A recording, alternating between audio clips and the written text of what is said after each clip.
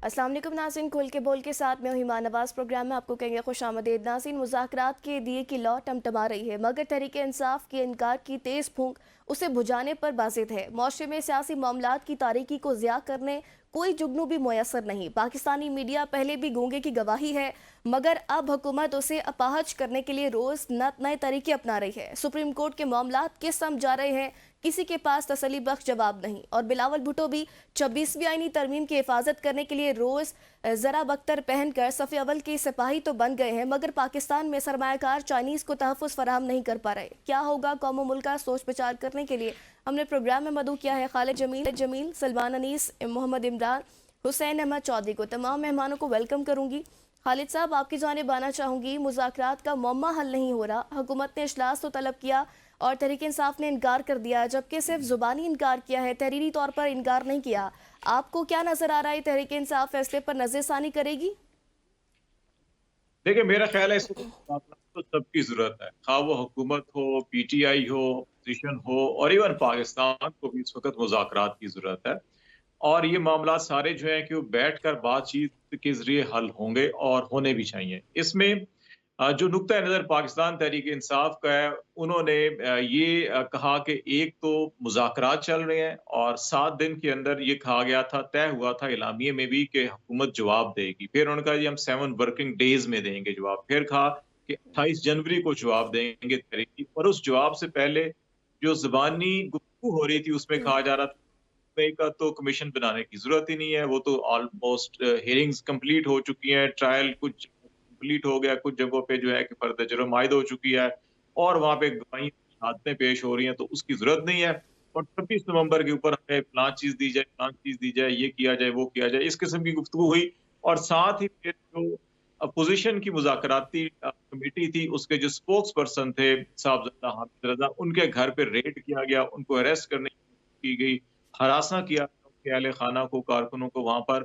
तो इन वजूहात की बुनियाद पर मुज़ाकरात को रोक दिया गया और कहा गया कि एक तरफ बातचीत और दूसरी तरफ छापे और ये कार्रवाइयाँ चलेंगी, फिर बात नहीं बढ़ सकती। और फिर ये कहा गया कि अगर रात तक नाम कमेटी के हवाले से कोई अनाउंसमेंट कर दी जाती है तो ठीक, वरना नहीं।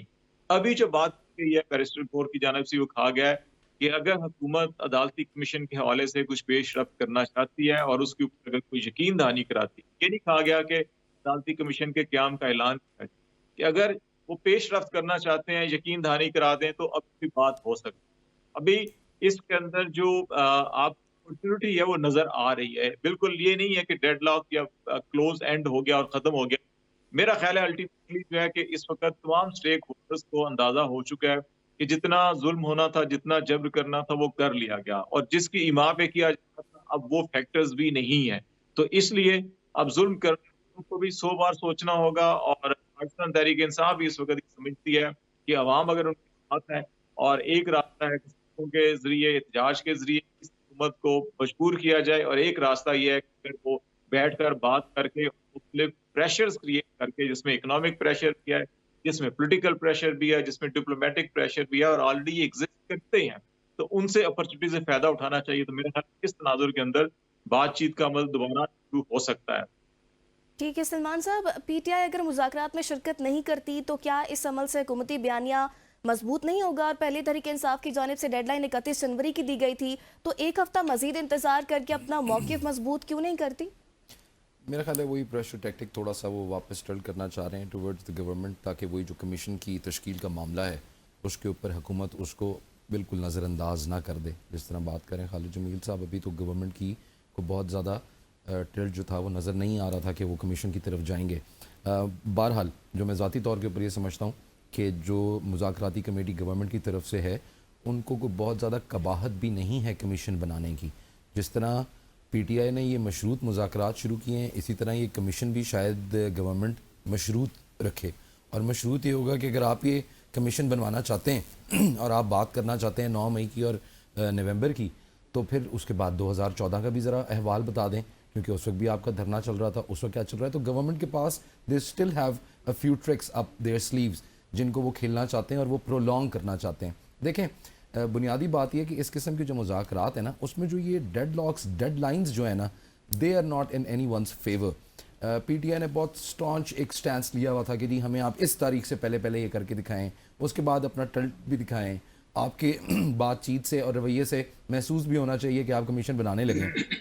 तो these are too many things. और अब अगर आपको याद हो तो राना सनाउल्लाह ने भी एक बयान दिया था इसी ज़मन में, और वो ये था कि आप जो है हुकूमत से उतनी ही डिमांड करें जितना वो कर सकती हों। तो अब ये जो कमीशन बनाने का मामला है, ख़ास तौर पे 9 मई के हवाले से बनाने का जो कमीशन मामला है, फ़ौजी तनसीबात के ऊपर हमला हुआ है। तो it's not just the government's prerogative to give them that leverage के वो कमीशन बना सकें या ना बना सकें। तो वहाँ पे भी कुछ हद तक आपको पता है हुकूमत की तरफ से रुकावटें तो हैं। अब इस डेड लॉक को किस तरह ख़त्म किया जा सकेगा, इस मुज़ाकरात के अमल को हम किस तरह आगे लेके जाएंगे, वही जो हमेशा होता है।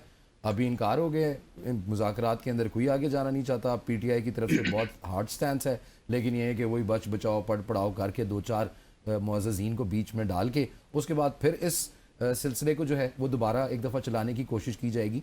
तो ये जो सिलसिला है, ये जो मुज़ाकरात का सर्कस है, ये भी मज़ीद 2-3 महीने चलेगा। तो ये जो 2-3 महीने टपाने हैं, ये जो आपने टाइम भी तो ज़रा गुजारना है ना, वो इसी तरह होगा। कभी ये नहीं मान रहे, कभी वो नहीं मान रहे, कभी कमीशन नहीं बन रहा, फिर कमीशन बन जाएगा, फिर उसके मुहर्रकात के ऊपर और टीआरस के ऊपर मसला होगा कि 9 मई की और 2014 की बात कर लेते हैं, ये ज़रा नवंबर वाला मामला इसको सेट असाइड कर दें।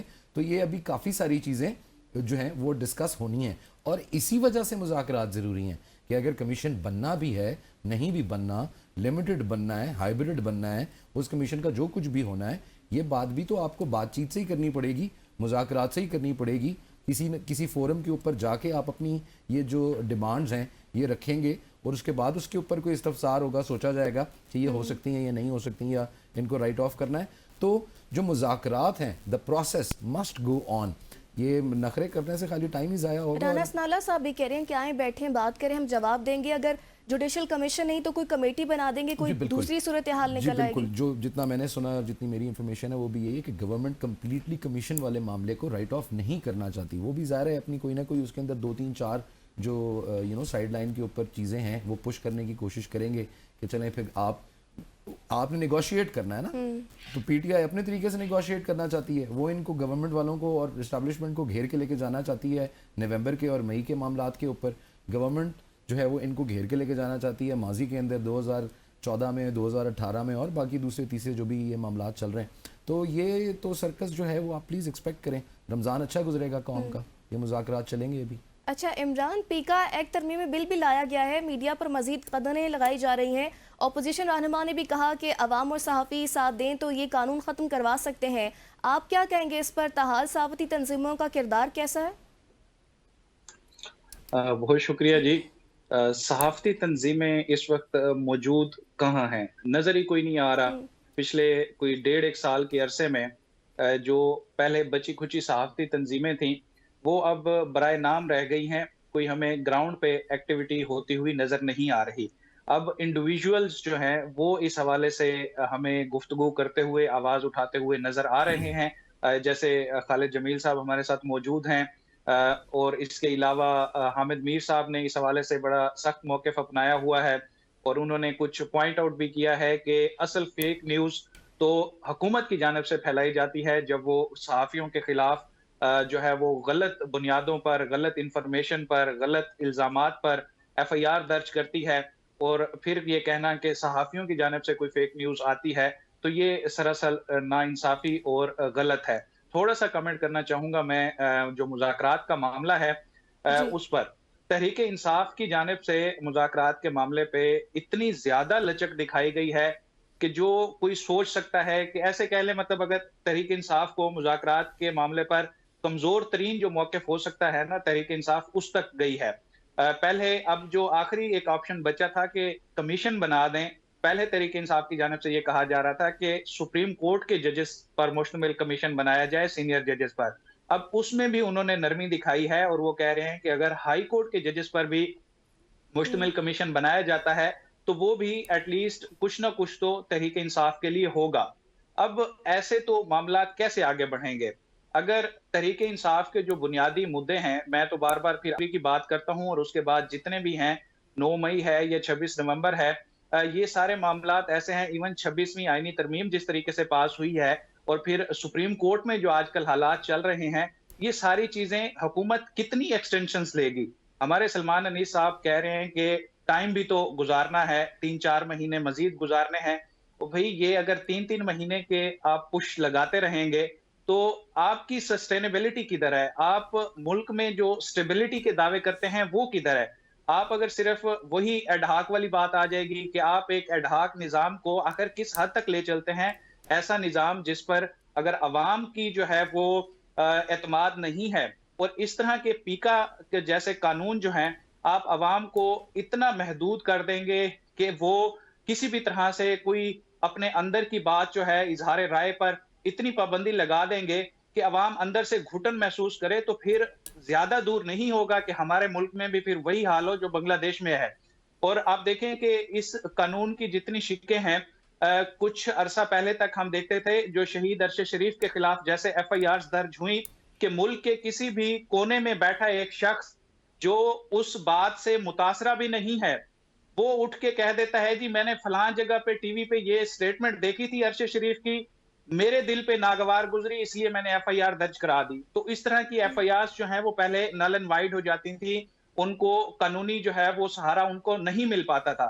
लेकिन अब इस नए कानून के तहत कहा गया है कि कोई भी बंदा उठ के किसी के भी खिलाफ के उसको अगर कुछ बुरा लगा है, तो वो इस फेक न्यूज या फिर दिल आजारी या किसी पे इश्ताल अंगेजी का इल्जाम लगा के जो है वो मुकदमा दर्ज करा सकता है। तो ये तो अवाम और जो अवाम का बुनियादी हक है आज़ादी इजहार राय का, ये हुकूमत उस पर भी पाबंदी लगा रही है, और जो मीडिया पहले ही ऑलरेडी स्क्वीज हो चुका है। बहुत कम लोग ऐसे बचे हैं जो इस मुश्किल और कठिन दौर में भी अवाम के हक के लिए, अवाम के जो बुनियादी हकूक की आवाज है और आइन के तहफ़्फ़ुज़ की आवाज उठा रहे हैं। लेकिन अब हुकूमत चाहती है कि इन चंद लोगों का भी गला दबाया जाए और इनको भी बोलने का मौका ना दिया जाए। अच्छा हुसैन, आप पर आना चाहूँगी। जैसे इमरान ने भी कहा कि पीके एक्ट के बाद सहाफ़ती तंजीमें ज़्यादा नज़र नहीं आ रही, हालांकि पहले तो सहाफ़ती तंजीमें काफ़ी ज़्यादा फ़ाल थी। इमरान खान के दौर इक़्तिदार में जब पीके एक्ट में तरमीम करने की कोशिश की गई तो बड़े बड़े सहाफ़ी सामने नज़र आए और तरमीम होने नहीं दी गई। हाई कोर्ट में भी चैलेंज किया गया, जबकि 2016 में पीके एक्ट भी मुस्लिम लीग नून की मेहरबानी रही। PDM दौर में 2023 में भी मीडिया पर कदगने लगी, और अब भी हमारी तंजीमें कहाँ हैं, क्यों खामोश हैं? जी बहुत शुक्रिया। जिस तरह इमरान साहब ने बड़ी तफसील से बात की है, देखें ये जो पीका एक्ट है ये जो तोहफा है ये पाकिस्तान मुस्लिम लीग नून का है, और 2016 में ये एक्ट जो है वो लाया गया था, और उसमें वक्फे वक्फे से फिर ये तरामीम का सिलसिला जो है वो जारी रहा। 2023 की बात करें तो आपको याद होगा PDM की हुकूमत थी, और उस दौरान भी जो है वो ये तरामीम की गई थी। और उससे पहले जब बानी PTI इमरान खान साहब की जब हुकूमत थी, तो उस वक्त जो मौजूदा वज़ीर आज़म हैं और जो बिलावल भुट्टो हैं, पीपल्स पार्टी, मुस्लिम लीग नून, ये सब पार्लियामेंट के सामने हमने कैंप लगाया था सहाफ़ती तंजीमों ने। उस कैंप में वो ये सारे कायदीन आए थे, और वहाँ आकर उन्होंने इस जो तरमीम जो इमरान खान साहब के दौर में हुई थी, उसकी भरपूर जो है उसके खिलाफ मज़ामत की थी, और अपने खदशात का इज़हार किया था, तहफ़्फ़ुज़ात का इज़हार किया था, और उसको मुस्तरद किया था। और उसके बाद इस्लामाबाद हाई कोर्ट के जो उस वक्त के चीफ जस्टिस थे अतर मीनाल्लाह साहब, उन्होंने उस आईनी तरमीम को कलअदम करार दे दिया था। उसके बाद मामला कुछ रुका ही था, लेकिन उसके बाद जब PDM की हुकूमत आई तो दोबारा उसमें तरामीम जो है वो की गई, और अब एक मरतबा फिर जो है वो ये तरामीम की गई हैं। सहाफ़ती तंजीमें जो है वो उस तरह तो नजर नहीं आई। आज गुज़श्ता 2 रोज से कल और आज PRA जो पार्लियामेंट्री रिपोर्टर एसोसिएशन है, उन्होंने ही जो है वो एक अच्छा फीडबैक दिया, उस पर मुज़ाहिरा भी किया, पार्लियामेंटेरियन को एंगेज किया, उसमें अपोजिशन जो है वो शामिल थी। जो वज़ीर इत्तलात थे वो भी कल शरीक हुए, उन्होंने भी आकर बात की, लेकिन उन्होंने भी ज़्यादातर अपने ही जो डिजिटल मीडिया के हवाले से पॉलिसी थी, या जो फेक न्यूज़ के हवाले से जो उनकी हमेशा शिकायत होती हैं या तहफ़्फ़ुज़ात, वो अक्सर बात भी करते रहते हैं, उसका उन्होंने ज़िक्र किया। लेकिन जो PRA है, उन्होंने काफ़ी मुज़ामत दिखाई। आज दूसरा दिन, और पार्लियामेंट के बाहर भी और पार्लियामेंट के अंदर भी आज मुज़ाहिरा किया, कल भी किया, पार्लियामेंटेरियन को एंगेज किया, अपोजिशन लीडर मौजूद थे, उसमें पार्लिमानी लीडर्स जो है वो मुख्तलिफ पार्टियों के मौजूद थे। तो सहाफ़ती तंजीमों को तो बढ़ चढ़ कर हिस्सा लेना पड़ेगा, क्योंकि अब ज़ाहिर है आहिस्ता आहिस्ता जो ये जो मीडिया पर कदगन है ये मज़ीद उसमें इज़ाफ़ा होता जा रहा है, और जब तक सहाफ़ी नहीं बोलेंगे अपने हक के लिए, अपने हुकूक के लिए, तो ये जो कदगन है, ये जो पाबंदियां हैं, इनमें मजीद जो है वो इजाफा होता जाएगा। जहां तक अदालती मामलात हैं, वो तो आपको पता ही है कि अब अदालती मामलात तो खत्म हो गए हैं, वहां से तो किसी को कोई रिलीफ नहीं मिलता, क्योंकि हुकूमत की जानिब से जब ये आईनी बेंच बनाया गया है और साथ साथ जो हाई कोर्ट में जजेस की अपॉइंटमेंट की गई है, तो उसके बाद जो है वो ज्यादातर जो फैसले होते हैं वो या हुकूमत की फेवर में होते हैं, या हुकूमत के खिलाफ जो केसेस हैं या वो लगते ही नहीं है, और अगर केसेस आ भी जाएं तो उन पर एतराज लग जाता है। अच्छा हुसैन, एक चीज़ और क्लियर कीजिएगा, अगर आपने पीका एक्ट को पढ़ा है तो इसमें ट्रिब्यूनल्स तमाम मामला देखेगा और जो right to the high court है वो नहीं होगा? जी बिल्कुल, इसमें हाई कोर्ट का मामला तो बहुत दूर रखा गया है, और इसमें ज़्यादा जो है वो तरजीह चूँकि ट्रिब्यूनल को दी गई है और एक वक़्त जो है वो मुकर्रर किया गया है। इसका सारे प्रोसेस का मकसद ही यही है ताकि ज़्यादा से ज़्यादा जो है वो मुश्किलात पेश की जाएँ। एक घुटन माहौल जो है वो पहले ही मौजूद है और उसमें मज़ीद ताकि इज़ाफ़ा हो, और लोग जो हैं वो उसमें खौफ जो है वो पैदा हो और कोई भी इस तरह की बात ना करे, ताकि कोई भी तनकीद जो है वो ना की जाए। कोई खबर जो है वो ऐसी जो हुकूमत चाह रही हो कि ये खबर ना चलाई जाए, तो उस हवाले से जो है वो काफ़ी सख्त पॉलिसी जो है वो रखी गई है, एक्ट में जो तरमीम की गई है। ठीक है। फॉर एग्ज़ाम्पल आप देख लें कि जो एफबीआर है, एफबीआर में एक गाड़ियों का स्कैंडल आया पिछले हफ्ते, वो काफ़ी उसमें हमने देखा काफ़ी वो वायरल हुआ, सोशल मीडिया पर हुआ, डिजिटल मीडिया पे हुआ, इलेक्ट्रॉनिक ट्रेंड सब हर जगह हुआ। तो उसके बाद फौरी तौर पर ये जो तरमीम है, इसको लाने के लिए जो है हम्म। वो मज़ीद उसमें किया गया है, और ये ठीक भी है, कहा गया खालिद साहब जो से भी उनका एफबीआर पॉइंट जानेंगे। हुसैन, आपका पॉइंट आ गया। खालिद साहब, आप क्या कहेंगे पीका एक्ट पर? और पीपल्स पार्टी जो माजी में भी मुखालफत करती रही, अभी मुखालफत करती रही, और अब उन्होंने ही वोट दे दिया है। अगर जमहूरियत के लंबरदार जमात ही ऐसा करेगी तो फिर सहाफ़ियों की आवाज़ कौन उठाएगा? खालिद साहब, आपको हमारी आवाज़ आ रही है? जी बिल्कुल। ये कानून था, ये पाकिस्तान मुस्लिम लीग नून के दौरे हुकूमत में 2013-18 के दरमियान बना था। और अभी जैसे इमरान भी और हुसैन बता रहे थे कि पाकिस्तान तहरीक इंसाफ के दौर में फिर मीडिया रेगुलेटरी अथॉरिटी बनाई जा रही थी। तमाम जिन चीजें उनको मर्ज करके एक इदारा किया जा रहा था, ताकि ये जो चीजें बिखरी हुई इनको इकट्ठा किया जाए। जिस राजी कैंप लगाया गया पार्लियामेंट में, उसमें फिर नून लीग और पीपल्स पार्टी बहुत बड़ी पूरी शिरकत की थी। लेकिन आज अगर इस कानून को आप देखें, जो नई तरमीम आ रही हैं, तो इसमें जो ट्रिब्यूनल्स होंगे उसके अंदर जो चेयरमैन, और चेयरमैन के अलावा जो 3 मेंबर हैं, 3 फेडरल मिनिस्ट्रीज के सेक्रेटरी साहिबान होंगे। मतलब यह है कि इसमें हुकूमत की मेजॉरिटी, हुकूमत की नॉमिनेशन, और फिर ट्रिब्यूनल्स के बाद जब ये अपील, आपको डायरेक्ट सुप्रीम कोर्ट जाना होगा, हाई कोर्ट इसके दरमियान में नहीं है। 3 साल की कैद और 20 लाख रुपए तक जुर्माना। अब ये मामला अगर आप देखें, और पाकिस्तान में इस वक्त कुछ 150 के करीब कवानीन हैं जो कहीं ना कहीं आपको के इजहार या मीडिया या रेगुलेशन, प्रिंटिंग, पब्लिक और इस जितनी भी बिजनेस है, इससे मुतल्लिक कहीं एड्रेस होते हैं। और जिस चीज को यहाँ पे एड्रेस कोशिश की जा रही है, फेक न्यूज या तस्दीक करना किसी को, या मसलत फैलाना या तासुब फैलाना, ये बिल्कुल रेगुलेशन होनी चाहिए, तरबियत होनी चाहिए लोगों की कि इस किस्म के मामला तोहमत या होना चाहिए। ये तो डेफामेशन लॉ ऑलरेडी पाकिस्तान के अंदर मौजूद है। अगर उसको देखें, बड़ा कम्प्रिहेंसिव कानून है। अब अमल दरामद के अंदर अगर कहीं खराबी है, मैकेनिज्म को ठीक करना चाहिए, उस कानून में तरमीम कीजिए, उस कानून के अंदर टाइम फ्रेम दीजिए कि आपने इतने अरसे, अगर इंक्वायरी प्रोसेस है, पीका के अंदर भी ये है कि हाई कोर्ट भी हुक्म दिया हुआ, आप पहले शो का करेंगे, जवाब मांगेंगे, अगर तसल्ली नहीं होगी तो फिर मुकदमा दर्ज करेंगे।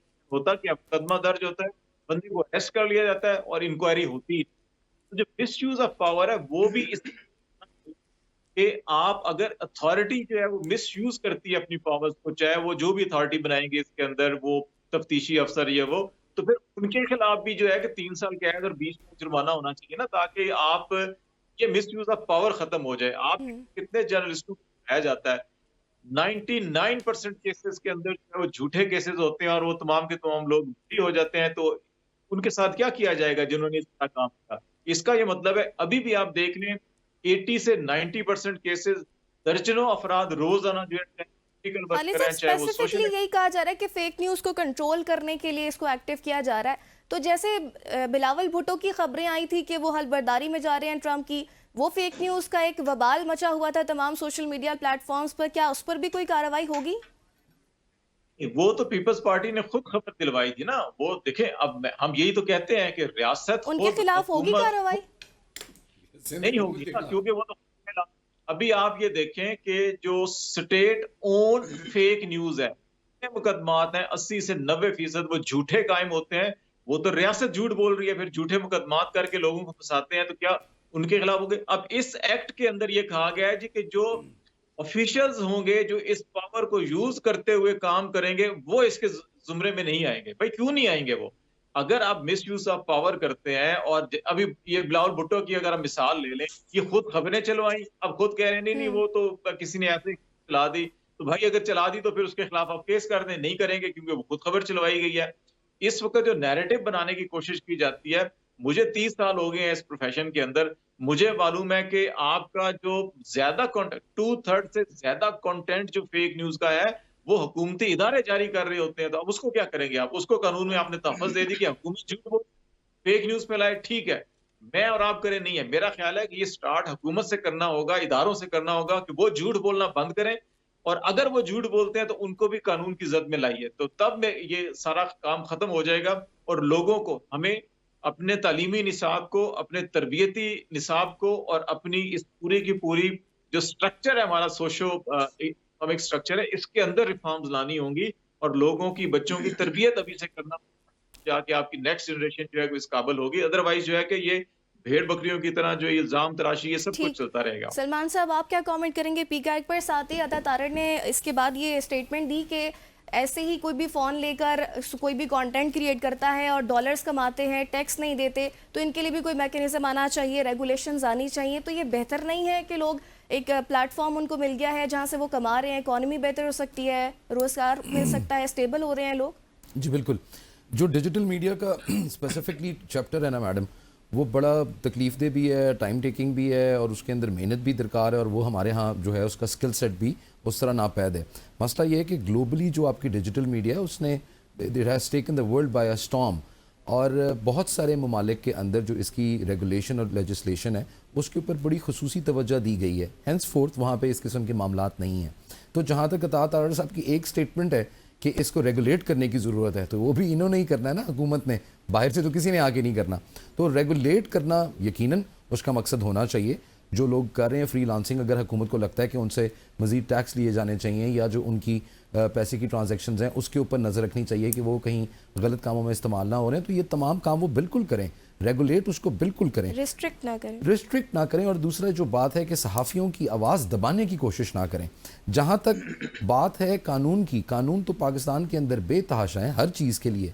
अनफॉर्चुनेटली उनका इस्तेमाल बहुत गलत होता है, जैसा कि हमने ब्लास्फेमी लॉज के अंदर देखा, या बाकी आपके दूसरे तीसरे मामलात हैं। इसी तरह ख़दशा ये है कि जो ये पीका का आपका नया कानून है, ये लोगों को तहफ़्फ़ुज़ देने से ज़्यादा, या उनको एजुकेट करने से ज़्यादा, या उनको प्रोटेक्ट करने से ज़्यादा हुकूमत को प्रोटेक्ट करने के काम आएगा, या जो हुकूमत के नाकदीन हैं उनकी जो बातें उनको नागवार गुजरती हैं उनको कंट्रोल करने के लिए काम आएगा। तो इसके ऊपर यकीनन जो हमारी सहाफ़ती बिरादरी है उसके तहफ़्फ़ुज़ात भी हैं। लेकिन जिस तरह पहले इमरान बात कर रहे थे, ये बात भी तकलीफ़ दे है कि हमारी सहाफ़ती बिरादरी ने इसके ऊपर कोई ठीक तरीके से आवाज़ उठाई नहीं। जब से ये पीका का पूरा लॉ चलता आ रहा है शुरू से, अगर आप देखेंगे 2015-16 से जब से इसके ऊपर मामलात हैं, एक दो ही कोई सीनियर सहाफ़ी होंगे जिन्होंने इसकी जो है वो सही पैरवी की होगी। उसके बाद फिर वही हम रल मिल जाते हैं, और उसके बाद जो है वो ये चीज़ें बैक बर्नर के ऊपर चली जाती हैं। नए मुकदमे, नई कहानियाँ, नई स्टोरियाँ जो हैं वो सहाफ़ी भी उनके पीछे लग जाते हैं इस एक स्पेसिफ़िक इशू के ऊपर। तो तमाम जर्नलिस्टिक बिरादरी को, और साथ ही जो आपके यूट्यूबर्स हैं या जो बाकी भी लोग हैं, उनको भी यकीनन अब आपने किसी न किसी तरीके से एक धारे के अंदर तो लेके आना है, उनको किसी न किसी तरीके से इंस्टीट्यूशनलाइज तो आपने करना है।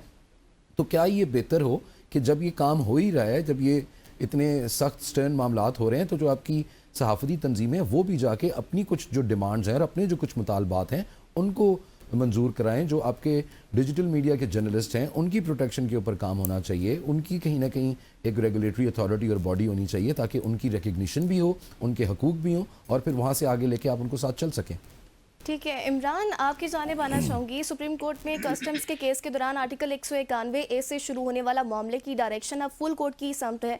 गुज़िश्ता रोज़ फैसला भी महफूज हो चुका है। जस्टिस मंसूर अली शाह इस केस को किस समत लेके जा रहे हैं, क्योंकि असल जड़ तो कहीं और है।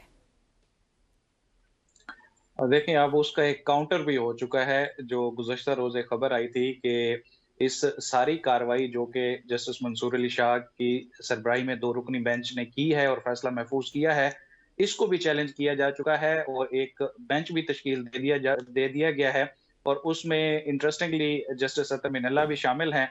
अब ये और इस बेंच की खास बात ये है कि ज़्यादातर वो जजेस हैं जो तहरीक इंसाफ की मखसूस नशिस्तों वाला जो फैसला था, वो जस्टिस मंसूर अली शाह की तरफ खड़े थे। उन्होंने उनके जो फैसला वो था, वो एक साइड पे थे।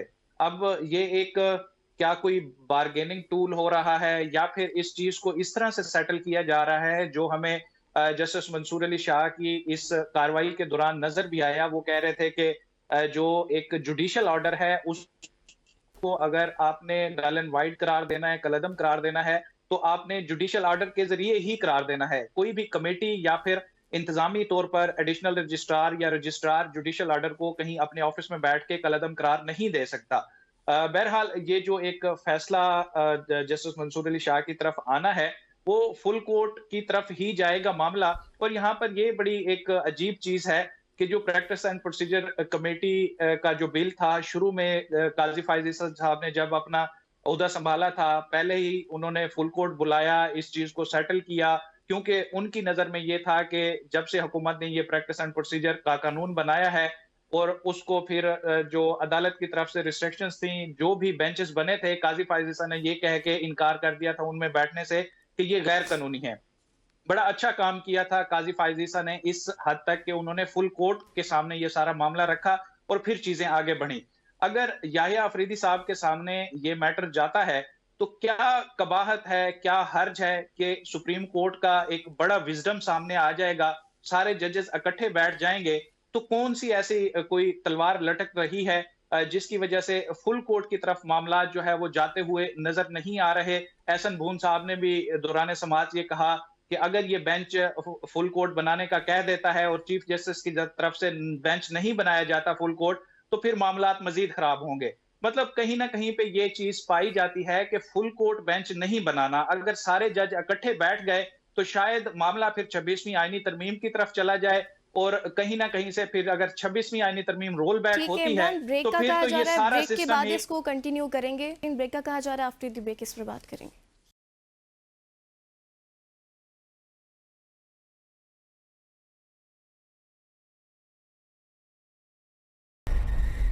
वेलकम बैक नाज़रीन। हुसैन, आपकी जानिब आना चाहूँगी। 26वीं यानी तरमीम का केस भी मुकर्रर हो गया है 27 तारीख को और सिक्योरिटी के नोटिफिकेशंस भी जारी हो गए हैं। बड़ी हाई सिक्योरिटी का कहा गया है। चल क्या रहा है सुप्रीम कोर्ट में, होने क्या जा रहा है?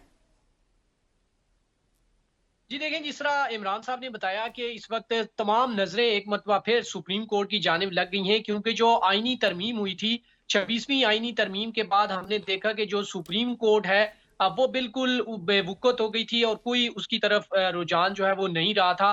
कोई बड़ा केस भी नहीं लगता था, अगर लगता था तो वो आईनी बेंच में लगता था और या वो फौरी डिसमिस हो जाता था या फिर वो हुकूमत की जो है वो फेवर में चला जाता था।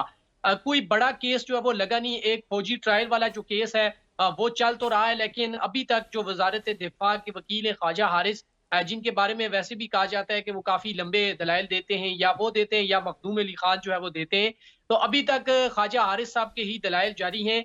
हम अक्सर जो है वो ट्रायल कोर्ट में जब ट्रायल कवर करते हैं, खासकर नैब कोर्ट एहतसाब अदालतों में, तो वहां पर जो ख्वाजा हारिस साहब हैं वो 10-10 दिन तक दलाइल देते हैं और 10-10 दिन तक एक गवाह पर जो है वो जिरा रखते हैं। काफी महारत है उनकी। तो अभी तक जो है वो फौजी ट्रायल्स जो केस है वो भी अपनी हतमी मराइल की तरफ नहीं गया, क्योंकि अभी जाहिर है जो दीगर जो मुलजमान के वकला हैं, जो खासकर जो 9 मई के जो मुलजमान हैं उनके वकला ने भी दलाइल देने, इसी तरह अटार्नी जनरल का भी मौक़िफ़ आएगा। तो वजारत दिफा के जो वकील हैं उनके दलाइल जारी हैं। तो इसलिए जो आईनी तरमीम के बाद जो सबसे इम्पोर्टेंट केस है वो अब चूंकि मंडे को 27 तारीख को फिक्स हो गया है और उस हवाले से जो है वो काज लिस्ट भी पहले ही जारी हो चुकी है और सिक्योरिटी को भी अलर्ट कर दिया गया है। और जो मीडिया है, जो साफ्ती जो जो लोग हैं, जो जर्नलिस्ट हैं, उनके लिए खुसूसी जो है वो पासेस बनाए जाएंगे, वकला के लिए पासेस बनाए जाएंगे, और जो इसमें फ्रीकैन होंगे इस केस के, उनके लिए स्पेशल जो है वो पासेस वो बनाए जाएंगे। सिर्फ वही लोग जा सकेंगे जिनके पासेस होंगे। जहाँ तक जो जस्टिस मंसूर अली शाह का जो बेंच है और जो इख्तियारात की जो जंग है गुज़श्ता एक हफ्ते से जारी है। गुज़श्ता एक हफ्ता जो है वो सबसे ज्यादा जो है वो सुप्रीम कोर्ट पर जो है वो नजरें लगी रही हैं, क्योंकि आपने देखा कि जो आर्टिकल 191 ए से मुतालिक जो मामला शुरू हुआ इख्तियार का, और जो कस्टम अपील थी, वो एडिशनल रजिस्ट्रार, डिप्टी रजिस्ट्रार से होता हुआ फिर तौहीन अदालत की तरफ गया, और जब तौहीन अदालत का शो काज नोटिस जारी था उस पर फैसला भी कल महफूज हो गया है, वो फैसला अभी आना भी है।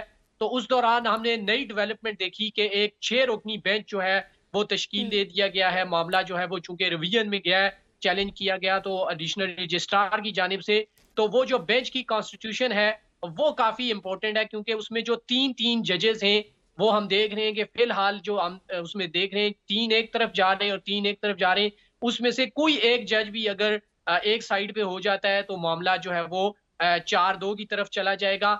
इसमें सबसे बड़ी एंट्री जो है वो जस्टिस अतर मीनाल्लाह साहब की है। ठीक है, एक जस्टिस तरफ मोहम्मद अली 26वीं तरमीम मदनी का और मामला जस्टिस है, और खालिद साहब दूसरी जानिब बिलावल भुट्टो ये कहते हैं कि 26वीं तरमीम को पार्लियामेंट के सिवा कोई ख़त्म नहीं कर सकता, और कोई इदारा इसे ख़त्म करेगा तो कोई नहीं मानेगा।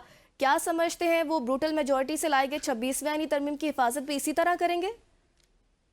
देखें, दुनिया भर के अंदर एक जुडिशियल रिव्यू की पावर होती है अदलिया के पास। वो किसी भी लेजिस्लेशन को जुडिशियल रिव्यू कर सकते हैं, और जो कॉन्स्टिट्यूशनल फ्रेमवर्क होता है उसके अंदर, और वो फ्रेमवर्क आपके बेसिक ह्यूमन राइट्स के गिर्द होता है। आपकी जो बेसिक प्रिंसिपल्स हैं, ये फंडामेंटल प्रिंसिपल्स ऑफ लॉ और जस्टिस हैं, उसके गिर्द घूम रहा होता है। अब रियासत का जो कंसेप्ट है दुनिया भर के अंदर, सिर्फ पाकिस्तान में नहीं है, ये दुनिया भर के अंदर जो कंसेप्ट है उसमें तीन पिलर होते हैं इसके। एक स्टेट में आपकी एक लेजिस्लेटिव ब्रांच होती है जिसको हम पार्लियामेंट कहते हैं, कानून बनाने वाली, एक एग्जेक्टिव जिसको हुकूमत, और एक जुडिशरी जो अदालत होती है। अब ये तीनों के अपनी अपनी एक दायरा कार होता है। अब इस 26वीं तरमीम में ये दिखाई दिया जा रहा है कि जो एग्जेक्टिव है वो जुडिशियल कमीशन में इतनी मेजॉरिटी में है कि वो जजों की तकर्री से लेके बेंचेस की तश्कील तक एग्जेक्टिव काम कर रही है। और यहाँ पर जो जजेस साहिबान इस कमीशन के अंदर, उनकी राय है कि सुप्रीम कोर्ट कॉन्स्टिट्यूशनल कोर्ट होनी चाहिए, लेकिन एग्जेक्टिव की राय है कि नहीं, 5 हम मर्जी के रखेंगे, 7 हम मर्जी के रखेंगे, तो एग्जेक्टिव की राय जो है वो प्रिवेल कर रही है। ये वो कंसेप्ट है जो अदलिया की आजादी के ऊपर जो है वो कारी जरब लगा रहा है। तो इस बुनियाद के ऊपर इसको जुडिशियल रिव्यू किया भी जा सकता है, इसको स्ट्राइक डाउन भी किया जा सकता है, और ये माजी में दुनिया में नहीं, कई एग्जांपल्स हैं। पाकिस्तान के अंदर ये एग्जांपल्स मौजूद हैं कि जिसमें ये किया गया। और अभी रिसेंट के अंदर देखिए कि आपने चाहे वो जब जस्टिस इफ्तिखार चौधरी थे और उस वक्त भी जजेस की तकर्री का तरीकाकार तय किया जा रहा था, उस वक्त सुप्रीम कोर्ट ने इंटरवेंशन की थी और वापस पार्लियामेंट के ऊपर अब रिव्यू करें, और पार्लियामेंट रिव्यू करके उसको ठीक कर दिया था। और कई कवानीन ऐसे हैं, जैसे अब नैब कवानीन स्ट्राइक डाउन किया गया था, और फिर उसके बाद बहुत सी चीजें दोबारा अपील के उसको बहाल किया गया। ठीक है खालिद तो साहब, ये आपका चीजें पॉइंट आ गया है। सलमान साहब, मौजूदा हुकूमत इमरान खान पर इल्ज़ाम लगा रही थी कि वो सीपैक को सबोताश कर रहे हैं, जबकि चीनी सरमायाकार सिंध हाई कोर्ट में पुलिस की मुबैना हरासानी और भत्ताखोरी से बचने के लिए दरख्वास्त दायर हो चुकी है। क्या हुकूमत अपनी हर कोताही की जिम्मेदारी इमरान खान पर डालेगी? अब इसमें 2-3 पहलू हैं। ज़ाहिर है हुकूमत तो, हर हुकूमत, इससे पहले इमरान खान साहब थे तो वो अपनी सारी कोताहियों का जो मलबा था वो नून लीग पे और पीपल्स पार्टी पर डालते थे। ये पॉलिटिशियंस का एक ही वतीरा तो बड़ा नॉर्मल है। अब आपका ये जो सवाल है इसके ऊपर ज़रा जो है ना नज़र डालते हैं कि क्या इमरान खान सीपैक के प्रोजेक्ट को सबोताज कर रहे थे? मेरे ख्याल में बिल्कुल कर रहे थे, क्योंकि वो एक डिफरेंट मैटर है। उसमें यह है कि he was not in a very good friendly terms with the Chinese politicians as well as the Chinese diplomats है। उनको एक बहुत नॉन सीरियस एटीट्यूड दिया गया। उसके बाद उनके ज़माने के अंदर जो सीपैक की रोड नेटवर्क का सारा मामला था उसको बैक बर्नर के ऊपर डाला गया, अथॉरिटीज़ बनाई गई। लेकिन सलमान साहब, मेरा सवाल यह है कि पुलिस जो भत्ताखोरी ले रही है उसको कौन कंट्रोल करेगा? बिलावल भुट्टो साहब नहीं करेंगे? मैडम, गुजारिश, आप मेरी पहले जवाब अगर सुन लेती तो आपको इसका जवाब मिल जाता। लॉ एंड ऑर्डर एक मुख्तलिफ मामला है। स्ट्रैटेजिक पॉलिसी और जियो पोलिटिकल पॉलिसी और आपके इकोनॉमिक मामला एक अलहदा मामला है, दो मुख्तलिफ चीज़ें ना। लॉ एंड ऑर्डर ये है कि भत्ताखोरी हो रही है, जो आज चाइनीज़ गए हैं आपके सिंध हाई कोर्ट के अंदर, वो यकीनन उनकी जो सिंध गवर्नमेंट है उससे जवाब तलबी होनी चाहिए। और गालिबन जो चीफ जस्टिस हैं सिंध हाई कोर्ट के, उन्होंने उनकी बड़ी सरजनिश भी की है और उनसे जवाब जो है वो तलब किया है। ये लॉ एंड ऑर्डर का मामला है। जो CPEC को सबोताज करना है वो बड़ा प्लान था, वो एक लार्जर पिक्चर थी जिसका इल्ज़ाम गवर्नमेंट इस वक्त की मौजूदा जो है वो इमरान खान साहब के ऊपर जो है वो डालती है। हैविंग सेड दैट, जो हमारे चाइनीज़ इंजीनियर्स हैं, ये जो चाइनीज़ वर्कर्स हैं, उनके लिए हमारे पास डबल प्रोटेक्शन शील्ड होनी चाहिए। नंबर एक तो ये कि वो हमारे मुल्क के अंदर आए हुए हैं, हमारे मेहमान हैं और बहैसियत मेज़बान ये हमारी जिम्मेदारी है कि हम उनकी हिफाजत करें। दूसरा जो मामला है कि दे आर कंस्ट्रक्टिंग इन पाकिस्तान, वो पाकिस्तान की तरक्की के अंदर, प्रॉस्पेरिटी और खुशहाली के अंदर कंट्रीब्यूट कर रहे हैं। इसमें ये जो आप लॉ एंड ऑर्डर की बात कर रही है ना मैडम, कि सिंध हुकूमत को जो है मौरद इल्ज़ाम ठहराना चाहिए। अगर आप रीसेंट पास्ट के अंदर देखें, अब इसको मैं CPEC से और बाकी चीज़ों से मुंसलिक नहीं कर रहा, रीसेंट पास्ट में अगर आप देखें तो जो आपकी बलोच लिबरेशन आर्मी BLA के जो ऑपरेशंस हैं और जो आपकी बाकी बैरूनी ताकतों की मुदाखलत पाकिस्तान के अंदर with respect to Chinese engineers है, वो बहुत ज़्यादा तेज़ हुई है। अगर आपने गुज़िश्ता सालों के अंदर देखा हो तो चाइनीज़ इंजीनियर्स को स्पेसिफिकली टारगेट करके जो है वो हिट किया गया। मकसद पाकिस्तान की तरक्की के ऊपर जो है वो अटैक करना है, और ज़ाहिर है जो पाकिस्तान की सिक्योरिटी एजेंसीज़ हैं वो इसको बिल्कुल नज़रअंदाज नहीं करेंगे और इसके ऊपर बहुत स्टर्न एक्शन हो भी रहा है, उनकी सिक्योरिटी को यकीनी बनाया भी जा रहा है और मज़ीद भी इसके अंदर बेहतरी लाई जाएगी। ये बात आपने बजा की है कि हमारे मेहमान हैं, उनकी सिक्योरिटी अवलीन तरजीह है। नाज़रीन, तमाम मेहमानों का शुक्रिया। प्रोग्राम का ख़त्म हो गया है और अपना ख्याल रखिएगा। अल्लाह ने के बाद।